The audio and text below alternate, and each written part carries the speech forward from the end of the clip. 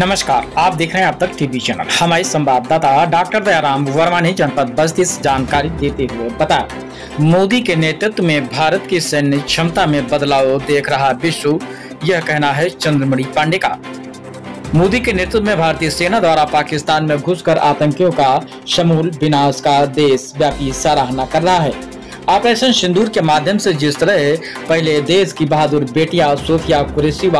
व्योमिका सिंह ने पाकिस्तान में घुस करके 9 आतंकी ठिकानों को ध्वस्त कर पहलगाम हमले का बदला लिया, उसमें बौखलाए पाक ने भारत में ड्रोन हमले का भी प्रयास किया तो अत्याधुनिक हथियारों से लैस भारतीय सेना ने न केवल उनके ड्रोन व फाइटर विमान को मार गिराया, अपितु पाकिस्तान की राजधानी इस्लामाबाद सहित कई शहरों को अपनी जवाबी कार्रवाई से दहला दिया। आज पूरे देश में चर्चा का विषय बना हुआ है। लोग न केवल टीवी व मोबाइल के जरिए घटना की पल पल की जानकारी साझा कर रहे हैं, अपितु गांव गली चौराहों पर भारत की सेना व मोदी सरकार की लोग भूरी भूरी प्रशंसा भी कर रहे हैं। इसी क्रम में आज हरिया स्थित अस्पताल चौराहे पर मोदी सरकार की प्रशंसा करते हुए जंग बहादुर लाल इंटर कॉलेज के प्रबंधक सुरेंद्र श्रीवास्तव ने कहा है कि मोदी की दृढ़ता का परिणाम है कि आज हर भारतवासी खुद को गौरवान्वित महसूस कर रहा है। देवमणि पांडे ने कहा है कि आज हमें इतनी खुशी मिली है कि शायद मेरे खाते में 15 लाख आते तो इतनी खुशी न मिलती। चर्चा को आगे बढ़ाते हुए देवेंद्र सिंह ने कहा है कि 10 वर्षों में मोदी सरकार ने न केवल जनता के लिए मूलभूत सुविधाएं मुहैया कराने का कार्य किया है, अपितु सेना को भी सशक्त बनाने का काम किया गया है। भाजपा नेता चंद्रमणि पांडे सुदामा ने विस्तार से चर्चा करते हुए कहा है कि एक समय था कि सैनिकों का सर काटने पर हम महज निंदा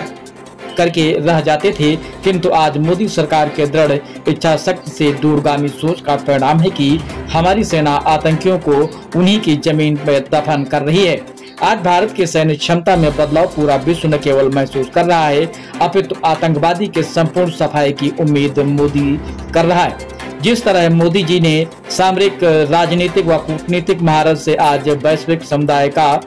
ध्यान भारत की तरफ आकृष्ट किया है, वो तो भारतीय के लिए गर्व का विषय है। हीरालाल चौधरी ने कहा है कि कुछ लोगों को हिंदुस्तान में रहकर वंदे मातरम बोलने में शर्म आती है, हमें उनका भी इलाज करना होगा।